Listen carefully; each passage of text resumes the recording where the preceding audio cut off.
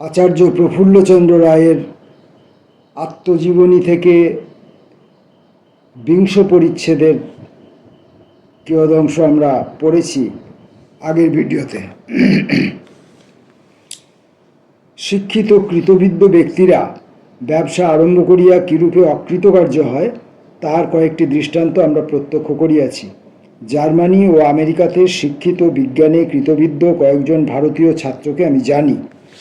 তাহারা ওইসব দেশে রাসায়নিক ও বৈদ্যুতিক কারখানার শিক্ষানবিশ হইয়া প্রবেশ করিবার সুযোগ পাইয়াছিল। দেশে ফিরিয়া তাহারা ওইসব বিদেশি ফার্মের ভ্রাম্যমান ক্যানভাসার হইয়া দাঁড়াইয়াছে। এখান পর্যন্ত পড়েছিলাম যে বিদেশি শিক্ষা, বিদেশি ডিগ্রি, বিদেশি অভিজ্ঞতা দেশীয় ক্ষেত্রে, দেশের মাটিতে, দেশের আবহাওয়ায়, দেশের অর্থনীতিতে, দেশের সমাজ সংস্কৃতি মানসিকতায় খাপ খাচ্ছে না এবং তার যে বিদেশের মাটি থেকে তার যে অর্জিত শিক্ষা সেটা সম্পূর্ণ নষ্ট হচ্ছে। আজকে বাকি অংশটুকু থেকে পড়ার চেষ্টা করব। প্রথম অংশের শিরোনাম ট্রাস্ট ও ডাম্পিং। ইউরোপ ও আমেরিকাতে শিল্পপতিরা প্রচুর পরিমাণে পণ্য উৎপাদন করে। এক একটা কারখানায় দৈনিক যে পরিমাণে পণ্য উৎপন্ন হয় তাহা শুনিলে স্তম্ভিত হইতে হয়। দুনিয়ার বাজার তাহাদের করতলগত, সুতরাং এরূপ বিরাট আকারে পণ্য উৎপাদন করা তাহাদের পক্ষে পোষায়। সুয়েজ খাল তৈরি, স্টিমারের প্রচলন হওয়ায় তাহারা পৃথিবীর সুদূর প্রান্ত পর্যন্ত সহজে মাল রপ্তানি করিতে পারে। তাহারা লোকসান দিয়াও কম দামে মাল বিক্রয় করিয়া প্রতিদ্বন্দ্বী দেশীয় শিল্পকে পিষিয়া মারিতে পারে। দৃষ্টান্তস্বরূপ সাবান শিল্পের কথা ধরা যাক। ইহার সঙ্গে সম্বন্ধ থাকার দরুন আমার কিছু অভিজ্ঞতা আছে। সাবানের একটা প্রধান উপাদান অ্যালকালি বিদেশ হইতে আমদানি করিতে হয়। তেলের বাজারেও দরের ওঠানামা প্রায়ই হয়। এই দরের ওঠানামা বিশেষভাবে লক্ষ্য করা চাই এবং সুযোগ মতো যথেষ্ট পরিমাণে কাঁচা মাল কিনিয়া মজুদ রাখা চাই। তা হইলে হাতে কোনো কন্ট্রাক্ট পাইলে মাল যোগাইয়া লোকসান পড়ে না। কিন্তু ভারতীয় ব্যবসায়ী যখন বিদেশি ব্যবসায়ীর সঙ্গে আত্মরক্ষার জন্য কঠোর প্রতিযোগিতা করিতেছে, সেই সময়ে উক্ত বিদেশি ব্যবসায়ী সস্তায় জিনিস যোগাইয়া দেশীয় প্রতিদ্বন্দ্বীকে পিষিয়া মারিতে পারে। বস্তুত এ যেন ঠিক বামন ও দৈত্যের মধ্যে লড়াই।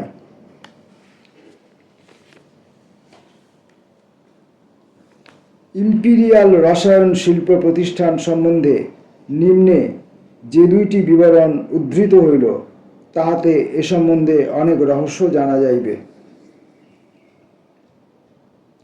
বর্তমান যুগে লোক যে ব্যয়বহুল ও বিলাসপূর্ণ জীবনযাপন করে তা বর্তমান যুগের কার্যপ্রণালী ও অভিজ্ঞতার দ্বারাই সম্ভবপর হয়। রসায়ন শিল্পের এমন কতগুলি লক্ষণ আছে যাহা শিল্প সমবায় সম্পর্কীয় সমস্যার উপর যথেষ্ট আলোকপাত করিতে পারে। রাসায়নিক দ্রব্য প্রস্তুত প্রণালীর দ্রুত পরিবর্তন হইয়াছে এবং এখনও হইতেছে। 30 বৎসর পূর্বে এই শিল্পের অবস্থা কিরূপ ছিল এবং এখন কিরূপ হইয়াছে তা তুলনা করিলেই বোঝা যাইবে। বর্তমান কালের রাসায়নিক শিল্প নির্মাতারা যদি বাঁচিতে চাহেন তবে তাহাদিগকে নিজেদের শিল্পজাত সম্বন্ধে বৈজ্ঞানিক জগতের আধুনিকতম সংবাদ রাখিতে হইবে। তাহাদের এমন সব সুশিক্ষিত লোক রাখা প্রয়োজন যাহারা ল্যাবরেটরিতে ক্ষুদ্রাকারে পরীক্ষা কার্য করিতে পারেন। মাঝে মাঝে বৃহৎ আকারে পরীক্ষা কার্য চালাইবার জন্য তাহাদিগকে প্রচুর অর্থ ব্যয় করিতে হইবে। 4-5টি পরীক্ষার মধ্যে অন্তত 3টিও যদি সফল হয় তবুও আসার কথা। এইরূপ বৃহৎ আকারে পরীক্ষার ব্যাপার ব্যয়সাধ্য এবং যখন অনেকগুলি কর্ম প্রতিষ্ঠান হাতে থাকে তখনই এইরূপ কাজ করা সহজ। প্রত্যেক প্রতিষ্ঠান স্বতন্ত্রভাবে ও গোপনে কাজ করিয়া সকলে মিলিয়া যাহাতে চাহিদার 3 গুণ বেশি মাল উৎপাদন না করে সে সম্বন্ধেও নিঃসন্দেহ হওয়া চাই। শিল্প সমবায়, পরস্পর সংযুক্ত কোম্পানি প্রভৃতি নতুন জিনিস নয়। 1890 সালে বহু ক্ষুদ্র শিল্প প্রতিষ্ঠানের সমবায়ে ইউনাইটেড অ্যালকালি কোম্পানি গঠিত হয়। আমরা ডাই স্টাফস কর্পোরেশনের অভ্যুদয় দেখিয়াছি। 1902 সালে এমন অনেক শিল্প প্রতিষ্ঠান স্থাপিত হয় যেগুলি পরে একত্র করিয়া দি ব্রুনার মন্ড গ্রুপ গঠিত হইয়াছে। নোবেল ইন্ডাস্ট্রিজ নামক সুবৃহৎ প্রতিষ্ঠান কিরূপে গড়িয়া উঠিয়াছে তাহাও আমরা দেখিয়াছি। শীর্ষক এবং শ্বেত শীর্ষকের শিল্পে আমরা বহু শিল্প ব্যবসায়ের সমবায় দেখিয়াছি। এই বলিলেই যথেষ্ট হইবে যে যাহারা 25 বৎসর পূর্বে শিল্প সমবায়ের কার্য আরম্ভ করিয়াছিলেন তাহারা এখনও উহা চালাইতে ইচ্ছুক। ইহার অনেক কারণ আছে। স্থলে মাত্র একটি কারণের উল্লেখ করিব। কোনো একক প্রতিষ্ঠানের চেয়ে শিল্প সমবায়ের পক্ষে গবেষণা ও পরীক্ষা কার্য অনেক সহজ। বিভিন্ন ক্ষুদ্র ক্ষুদ্র কোম্পানি তথ্য সংগ্রহ করিবে, জ্ঞান ও অভিজ্ঞতা দ্বারা সাহায্য করিবে এবং নবগঠিত শিল্প সমবায় কোম্পানি তার বিনিময়ে আর্থিক ব্যাপারে ও কর্ম পরিচালনা বিষয়ে পরস্পরের মধ্যে সংযোগ সূত্ররূপে কাজ করিবে। এইরূপে ব্রিটিশ রাসায়নিক শিল্প সংঘ হইতে অন্যান্য দেশের শিল্প সমবায়ের সঙ্গে সমকক্ষভাবে কাজ করিতে পারিবে। প্রত্যেক শিল্প প্রতিষ্ঠানকে স্বতন্ত্ররূপে দুনিয়ার বাজারে প্রতিযোগিতা করিতে হইবে না। একটি শক্তিশালী সুপ্রতিষ্ঠিত শিল্প সমবায়ের অন্তর্ভুক্ত থাকিয়া তারা অনেক সুবিধা ভোগ করিতে পারিবে। বর্তমানকালে রাসায়নিক শিল্পের জন্য কলকবজা যন্ত্রাদি বসাইবার জন্য বহু মূলধনের প্রয়োজন। কোনো বিশেষ শিল্প নির্মাণে দক্ষতা, মূলধনের সদ্ব্যবহার, নির্মাণ প্রণালীর উৎকর্ষ এই সমস্ত সাফল্যের পক্ষে অপরিহার্য। কেবল রাসায়নিক শিল্প নয়, আধুনিক সমস্ত শিল্পের পক্ষে এ কথা খাটে। সুদক্ষ ব্যবসায়ীদের দ্বারা পরিচালিত হইলে বর্তমান যুগের শিল্প সমবায় কোনো ব্যবসা একচেটিয়া করিতে অথবা কৃত্রিম উপায়ে মূল্য বৃদ্ধি করিতে চেষ্টা করে না। যাহাতে ব্যবসায় সাফল্য লাভজনক হয় এবং মূলধনী ও শ্রমিক উভয়ই তাহার সুবিধায় ভোগ করে, বিভিন্ন শিল্পকে বাজারের দরের হ্রাস বৃদ্ধির উপর নির্ভর করিতে না হয়, তাহার প্রতি এই সমবায়ের লক্ষ্য থাকে। সুদক্ষ পরিচালকের অধীনেও বিভিন্ন শিল্পকে যেসব ঝড় ঝাপটা সহ্য করিতে হয়, শিল্প সমবায় সে সমস্ত বিপদ হইতে অংশীদার ও শ্রমিকদিগকে রক্ষা করে। যে শিল্প সমবায় গঠিত হইয়াছে তাহার দ্বারা রাসায়নিক শিল্পে ইংল্যান্ড ও ব্রিটিশ সাম্রাজ্য সর্বাগ্রগণ্য হইতে পারে। বলা বাহুল্য, এই শিল্প জাতির আত্মরক্ষার জন্য একান্ত প্রয়োজন এবং ইহার উপর অন্যান্য বহু শিল্পের প্রসার নির্ভর করে। কেমিস্ট্রি অ্যান্ড ইন্ডাস্ট্রি 1926 pp 989-91 এখান থেকে উদ্ধৃত।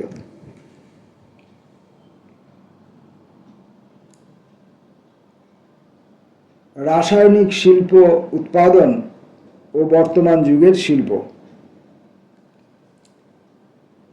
রাসায়নিক শিল্প উৎপাদন প্রণালীর উন্নতির ফলে বর্তমান যুগের শিল্পে যুগান্তর উপস্থিত হইয়াছে। ইম্পিরিয়াল কেমিক্যাল ইন্ডাস্ট্রিজ লিমিটেডের লর্ড মেলচেট এবং তাহার সহকর্মীগণ একথা খুব ভালোরূপেই বুঝেন। এই ব্যবসায় প্রতিষ্ঠানই কার্যত এখন ইংল্যান্ড এবং ব্রিটিশ সাম্রাজ্যের অন্তর্গত অধিকাংশ স্থানে রাসায়নিক পণ্য উৎপাদন নিয়ন্ত্রিত করিতেছে।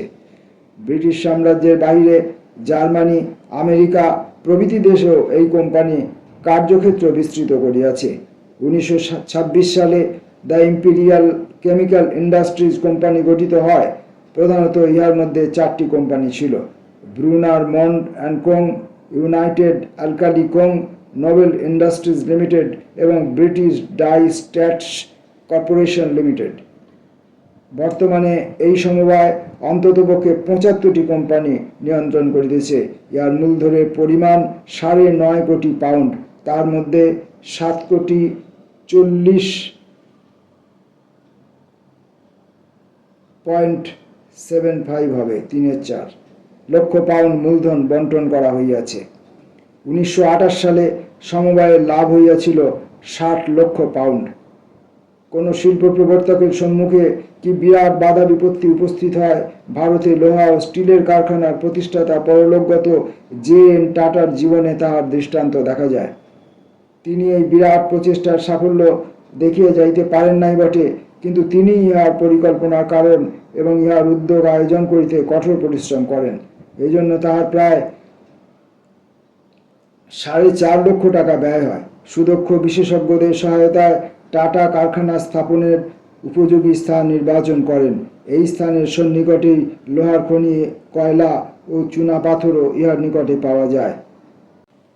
তিনি ইংল্যান্ড ও জার্মানিতে স্থানীয় খনিজ লৌহ ও কয়লার নমুনা পরীক্ষা করান এবং জীবনের অপরাহ্নে ক্লেশ স্বীকার করিয়া জার্মানি ও আমেরিকাতে গিয়া তথাকার লোহা ও ইস্পাত শিল্প সম্বন্ধে বিশেষজ্ঞদের সঙ্গে পরামর্শ করেন।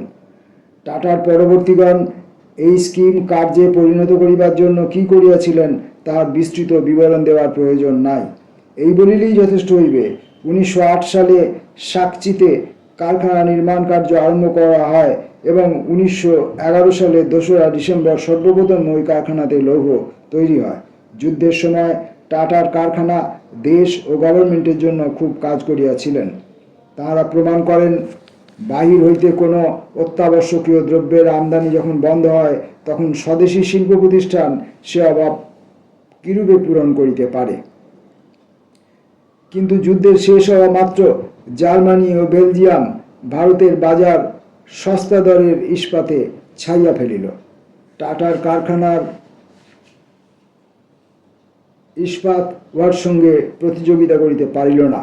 কোম্পানির অস্তিত্ব রক্ষা করিবার জন্য আমদানি ইস্পাতের উপর শুল্ক বসাইতে হইল। ইহার মধ্য হইতে প্রায় 1.5 কোটি টাকা 2 বছরে টাটার কারখানার সাহায্যার্থে দেওয়া হইয়াছে। ইহার অর্থ টাটার লোহা ও করবেট টিনের জন্য প্রত্যেক দরিদ্র করদাতাকে শতকরা 12.5 টাকা অতিরিক্ত দিতে হইতেছে। টাটার লোহার কারখানা, তাদের বিপুল মূলধন, যথেষ্ট প্রাকৃতিক সুবিধা, সুশিক্ষিত বিশেষজ্ঞগণ সত্ত্বেও যদি গভর্নমেন্টের সাহায্য ব্যতীত বাজারে প্রতিযোগিতা করিতে অক্ষম হয়, তবে ভারতের অন্যান্য স্বদেশী শিল্প প্রতিষ্ঠানের অবস্থা কিরূপ তাহা সহজেই অনুমান করা যাইতে পারে।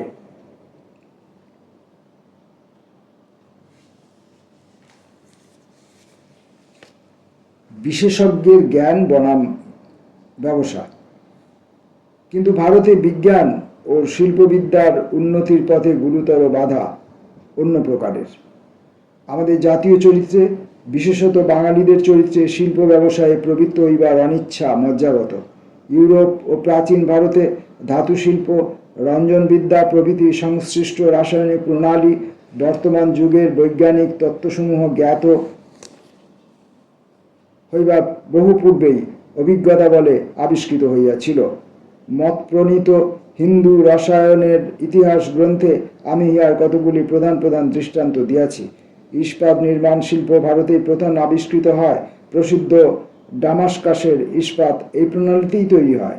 ভারতে প্রায় 1000 বছর ধরিয়া এই শিল্প একভাবেই ছিল এবং কিছুদিন পূর্বে পাশ্চাত্য দেশের সঙ্গে প্রতিযোগিতায় ইহা লুপ্ত হইয়া গিয়াছে। ইউরোপে বৈজ্ঞানিক জ্ঞান শিল্পকার্যে নিয়োজিত হইবার জন্য ধাতু শিল্পে আশ্চর্য রকমের উন্নতি হইয়াছে। বর্তমানে বেসেমারের প্রণালীতে একবারে 20 টন ইস্পাত উৎপন্ন হয়। প্রায় প্রত্যহ নতুন নতুন উৎপন্ন প্রণালী উদ্ভাবিত হইতেছে। ক্রোমিয়াম, টাংস্টেন এবং ভ্যানাডিয়াম ইস্পাতের সঙ্গে মিশ্রিত করিবার ফলে কামান ও মোটর কার নির্মাণ সম্পর্কে ইস্পাত শিল্পে যুগান্তর হইয়াছে।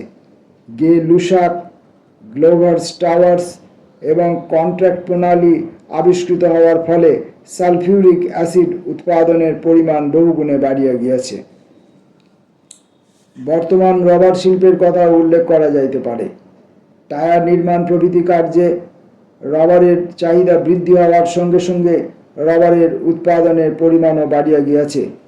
কাঁচামাল হইতে ভালকানাইজড রবার প্রস্তুত করিতে নানাবিধ রাসায়নিক প্রণালী অবলম্বন করিতে হয়। জার্মানির রঙের কারখানাসমূহের কথা উল্লেখ করা বাহুল্য মাত্র।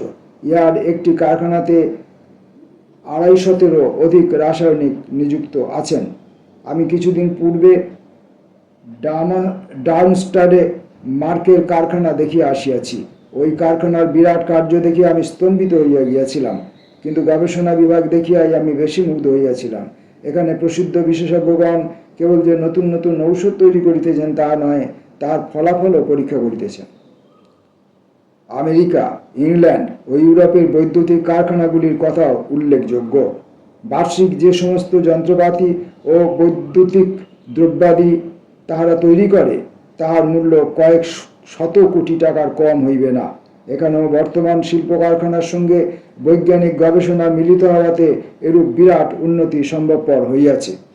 লর্ড মেলচেট আন্তরিক বিশ্বাস করিতেন রাসায়নিকরা বর্তমান জগতের আর্থিক ও শিল্প সম্বন্ধীয় সমস্যার সমাধান করিবেন। আমাদের ব্যবসায়ের প্রত্যেক অঙ্গে বিশ্ববিদ্যালয়ের উচ্চশিক্ষিত যুবকদের প্রয়োজন আছে। সমস্ত ব্যবসায়ী বৈজ্ঞানিক প্রণালীর প্রবর্তন করিতে হইবে। গ্রেট ব্রিটেনের বিশ্ববিদ্যালয়সমূহে বৈজ্ঞানিক গবেষণায় উৎসাহ দিতে হইবে এবং ওই উপায়ে যে সমস্ত শিক্ষিত যুবক তৈরি হইবে তাহারা দেশের শিল্পোন্নতিতে সহায়তা করিবে। লর্ড মেলচেট এই নীতির সমর্থক ছিলেন। Journal of Chemical Society 1931। Lord মেলচেটের মন্তব্য ইউরোপ ও আমেরিকার শিল্প ব্যবসায়গুলির সম্বন্ধেও প্রয়োগ করা যাইতে পারে। উহাদের অধিকাংশ প্রায় 200 বৎসর হইল প্রতিষ্ঠিত হইয়াছে এবং এগুলির জন্য সুশিক্ষিত বৈজ্ঞানিক গবেষণাকারীর প্রয়োজন আছে। বর্তমান রং শিল্পের জন্য এরূপ বৈজ্ঞানিকের কার্য অপরিহার্য। আধুনিক রাসায়নিক শিল্প, ধাতু শিল্প অথবা বৈদ্যুতিক কারখানাকে জগতের বাজারে প্রবল প্রতিযোগিতার সম্মুখীন হইতে হয়। সুতরাং নিজেদের অস্তিত্ব রক্ষার জন্য তাহাদিগকে সুদক্ষ বৈজ্ঞানিক বিশেষজ্ঞদের কাজে নিযুক্ত করিতে হয়। ইহার অর্থ এইরূপ নয় যে মালিকদের উপরেই বৈজ্ঞানিক হইতে হইবে। তবে বর্তমান যুগে যে সেকেলে প্রণালীতে আর কাজ চলিতে পারে না, একথা বুঝিবার মতো বুদ্ধি ও দূরদর্শিতা তাহাদের থাকা চাই এবং আধুনিকতম উন্নত বৈজ্ঞানিক প্রণালীর সুযোগ গ্রহণ করিবার জন্য সর্বদা সজাগ থাকা প্রয়োজন। অ্যান্ড্রু কার্নেগি, জেন Tata, Lord Leverhulme Swarupchand Hukumchand ব্যবসায়ে সাফল্য লাভ করিয়াছেন, কেননা তাহারা প্রথম হইতেই বিশেষজ্ঞদের সাহায্য লইবার প্রয়োজনীয়তা উপলব্ধি করিয়াছিলেন। কিন্তু বর্তমান কালে ব্যবসায় আরম্ভ করিবার কাজে বিশেষজ্ঞরা সামান্য অংশেই গ্রহণ করিয়া থাকেন। আমি প্রসিদ্ধ ধনী ব্যবসায়ী পিয়ারমন্ট মর্গ্যানের উক্তি পূর্বেই উদ্ধৃত করিয়াছি। তিনি বলেন,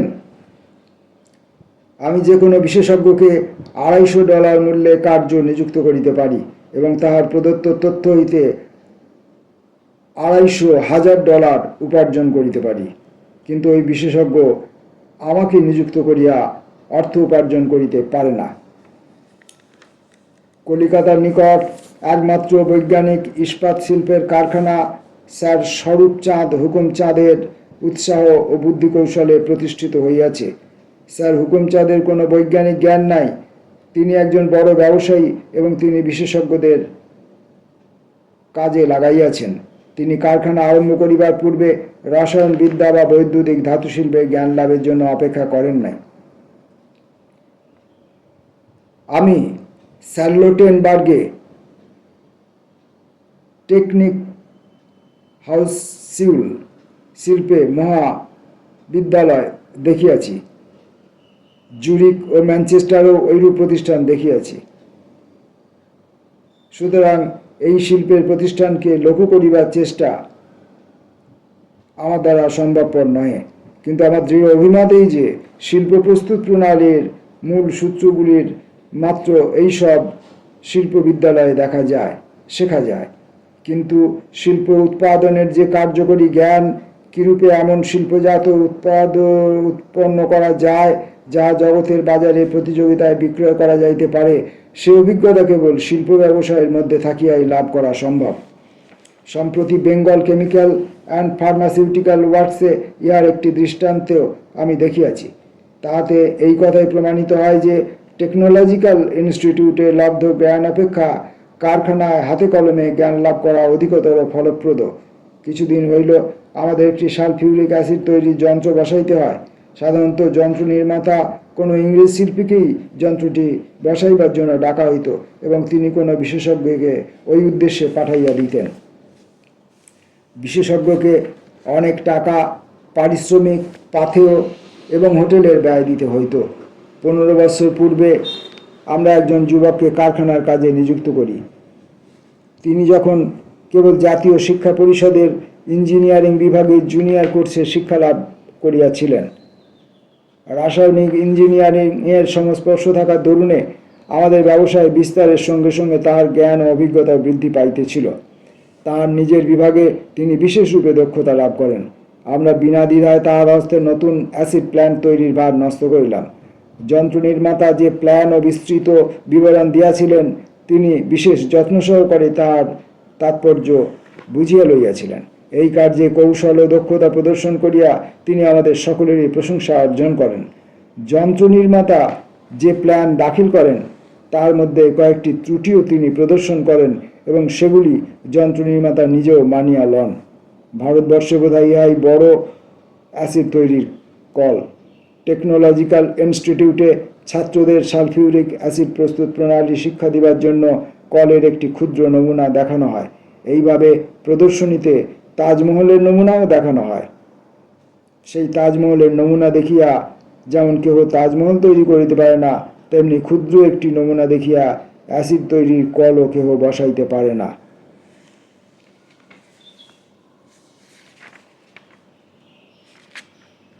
আর সামান্য অংশ আছে, তাহলে আজকে 20 পরিচ্ছেদ শেষ হবে।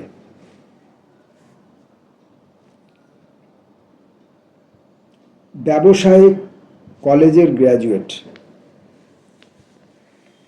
তবে কি শিল্প ব্যবসায়ে কলেজে শিক্ষিত যুবকের স্থান নাই?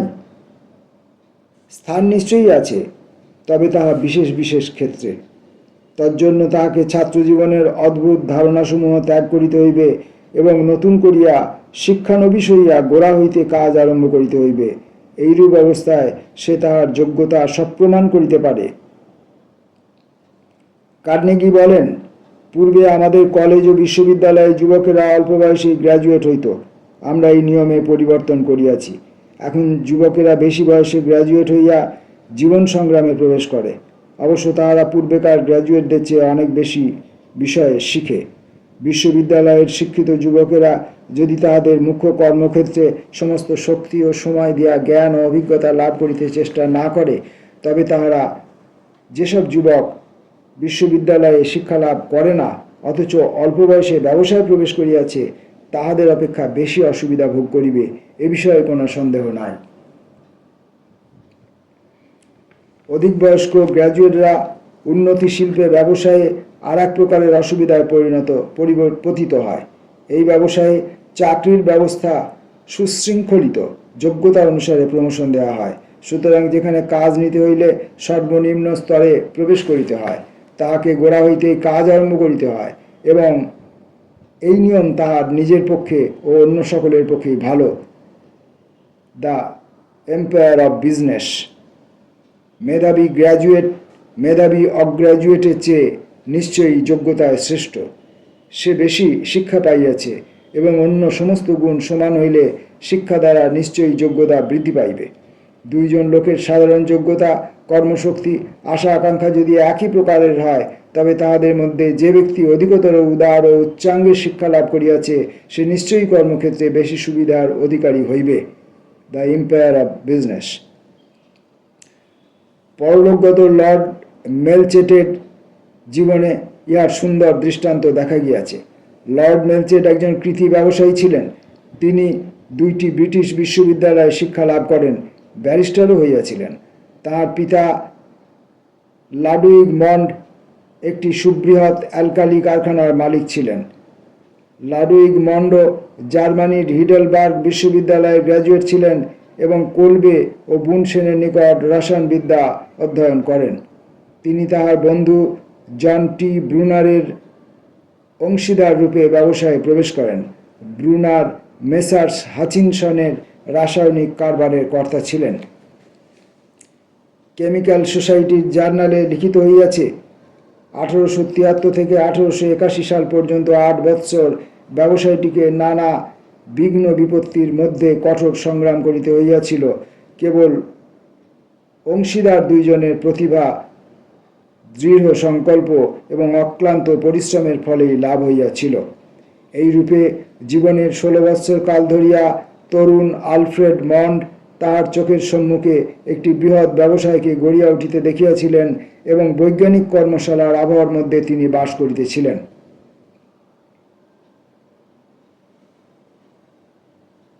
ইউরোপ ও আমেরিকাতে ব্যবসায়ের ক্ষেত্রে বিশ্ববিদ্যালয়ের শিক্ষিত যুবকদের পক্ষে কিরূপ সীমাবদ্ধ তাহা আমি দেখাইয়াছি। আমাদের দেশে আবার ততোধিক বিপুল বাধাবিঘ্নের সঙ্গে সংগ্রাম করিতে হয়। সাধারণ ইউরোপীয় বা আমেরিকান গ্র্যাজুয়েটের সাহস, কর্মোৎসাহ এবং সর্বপ্রকার বাধাবিঘ্ন অতিক্রম করিয়া জয়লাভের জন্য দৃঢ় সংকল্প আছে, কিন্তু ভারতীয় গ্র্যাজুয়েটদের চরিত্রে ওইসব গুণ নাই। আমাদের রাসায়নিক কারখানায় প্রায় 60 জন বিজ্ঞানের গ্র্যাজুয়েট আছে। তাহারা তাহাদের দৈনন্দিন নির্দিষ্ট কাজ বেশ চালাইতে পারে, কিন্তু তাহারা নিজের চেষ্টায় ও কর্মপ্রেরণায় প্রায় কিছু করিতে পারে না।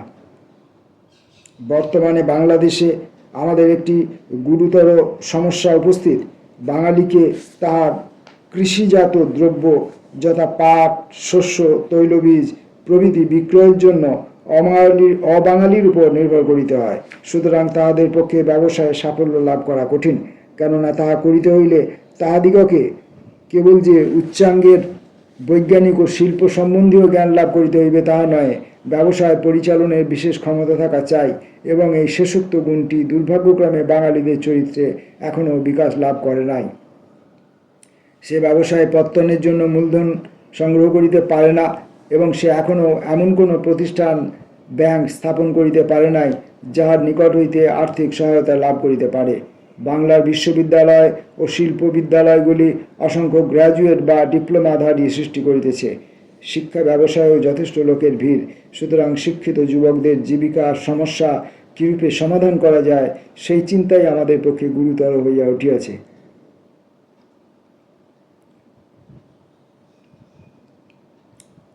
পূর্বোক্ত আলোচনা হইতে আমরা একটা সুস্পষ্ট শিক্ষা লাভ করতে পারি। কোনো নির্দিষ্ট কাজে বা চলতি কারবারে বিশ্ববিদ্যালয়ের শিক্ষিত যুবকেরা অনেক সময় বেশ দক্ষতা দেখাইতে পারে, কিন্তু যাহাদের ব্যবসায় বুদ্ধি আছে এবং নানা বাধাবিঘ্নের সঙ্গে সংগ্রাম করিয়া স্বীয় চেষ্টায় সাফল্য লাভ করিয়াছে, সেই শ্রেণীর লোকই কেবল কোনো ব্যবসায় গড়িয়া তুলিতে পারে। বর্তমান চীন সম্বন্ধে একজন চিন্তাশীল এবং দূরদর্শী ব্যক্তির মন্তব্য উদ্ধৃত করিয়া আমি অধ্যায়ের সূচনা করিয়াছি। আর একজন দূরদর্শী লেখকের সারগর্ভ মন্তব্য উদ্ধৃত করিয়া আমি এই অধ্যায় শেষ করিব। একথা সত্য যে চীন এখনও কৃষিপ্রধান দেশ, কিন্তু গত 30 বৎসরের মধ্যে চীনে বহু ব্যবসায় ও কলকারখানার কেন্দ্র গড়িয়া উঠিয়াছে, এবং যেখানে ওইগুলি সুপ্রতিষ্ঠিত হইয়াছে সেইখানেই দেখা গিয়াছে যে চীনা ব্যবসায়ী ও শ্রমিকেরা আধুনিক প্রয়োগ কৌশল আয়ত্ত করিয়া লইয়াছে। চীনারা পাশ্চাত্য শিল্প কৌশল প্রয়োগ করিতে পারে। তারা কারখানা, রেলপথ, ব্যবসায় সংঘ এবং সামরিক বিভাগ গড়িয়া তুলিতে পারে। দেখা যাইতেছে এই উভয় গ্রন্থকারীরই সুচিন্তিত অভিমত এই যে ব্যবসায় প্রতিষ্ঠা করিতে হইলে ব্যবসায়ী ও শ্রমিকদের সহায়তা চাই। তারা এমন সমস্ত বিশেষজ্ঞদের নিযুক্ত করিবে যারা পাশ্চাত্য শিল্পকৌশল কাজে লাগাইতে পারে, কিন্তু বিজ্ঞানের গ্র্যাজুয়েট বা শিল্পবিদ্যালয়ের ডিপ্লোমাধারীরা ওই শ্রেণীর বিশেষজ্ঞ নহে। আচার্য প্রফুল্লচন্দ্র রায়ের আত্মচরিতের 20 পরিচ্ছেদ আমরা আজকে পড়লাম। একটু বেশি বড় হয়ে গেল ভিডিওটা, আপনাদের শুনতেও কষ্ট হবে, আমার পড়তেও একটু কষ্ট লেগেছে। আপনারা তো জানেন আমি অশিক্ষিত ব্যক্তি, তো ফলে কষ্ট হওয়া স্বাভাবিক। আমি আচার্যের আত্মজীবনী পড়তে গিয়ে যেটা উপলব্ধি করলাম সেটা হচ্ছে যে আচার্য তার আত্মজীবনীতে শুধু নিজের কথা, নিজের পরিবারের কথা, নিজের শিক্ষার কথা, নিজের সাফল্যের কথা, নিজের ব্যর্থতার কথা, এই কথা বলেই তিনি শুধু ক্ষান্ত হননি। তিনি সেই সময়ের সমগ্র দেশের রাজনৈতিক পরিস্থিতি, শিক্ষাগত পরিস্থিতি, শিক্ষার হালচাল তার ফলাফল এবং ব্যবসায় বাণিজ্য এবং শিল্প কলকারখানা গঠনের যে ইতিহাস, তার যে প্রয়োগ কলাকৌশল এবং প্রত্যক্ষ অভিজ্ঞতা, এই সমস্ত নিয়ে বিস্তৃতভাবে পর্যবেক্ষণ করেছেন, যার সঙ্গে হয়তো তার ব্যক্তি জীবনের সরাসরি মানে তাকে বোঝবার জন্যে সেগুলো আমাদের হয়তো না বুঝলেও চলতো। কারণ যদিও তিনি একজন বিজ্ঞানী এবং বিজ্ঞানকে কেন্দ্র করে তিনি শিল্প এবং ব্যবসায়ের সঙ্গে নিজেকে নিযুক্ত করেছিলেন, তথাপি এই যে বৃহত্তর গোটা দেশ এবং গোটা পৃথিবী জুড়ে যে ইউরোপ, আমেরিকা, চীন, জাপান, এই সমস্ত দেশগুলোতে শিল্প কলা কৌশলের যে সাফল্য অসাফল্যের যে বিস্তৃত বিবরণ তিনি দিচ্ছেন, সেই বিস্তৃত বিবরণ না জানলেও আমরা হয়তো আচার্যকে আচার্যের মতো করেই চিনে নিতে পারতাম। তিনি তার জীবন কাহিনী বলতে গিয়ে কোথাও আষাঢ়ে গল্প ফাঁদেননি, কোথাও কল্পনার আশ্রয় নেননি। কল্পনার আশ্রয় নিয়েছেন, সেটা যুক্তিসঙ্গত কল্পনা, বিজ্ঞানসম্মত কল্পনা, যা তিনি চেয়েছেন যে তার দেশে বাংলা এবং ভারতবর্ষে যে শিল্প কলকারখানা ব্যবসায় প্রতিষ্ঠিত হোক, সেই জাতীয় স্বপ্ন তিনি দেখেছেন। কিন্তু কোনো আকাশকুসুম কল্পনা তিনি করেননি যে শুধু কল্পনা করেই ক্ষান্ত রইলেন, বাস্তবে প্রয়োগের ক্ষেত্রে সেটা তিনি চেষ্টা করেননি, বা বাস্তবে প্রয়োগ করতে গেলে তার কি কি সুবিধা অসুবিধা, বাস্তবিক জগতে কি কি সুবিধা অসুবিধা, সেগুলোর তিনি অনুসন্ধান করেননি, এমনটা নয়।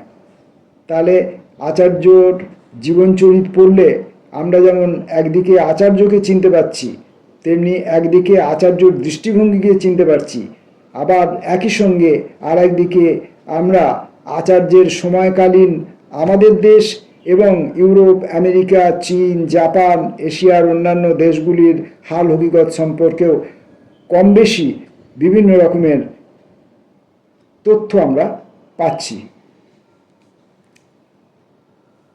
আজকের মতো এই পর্যন্ত।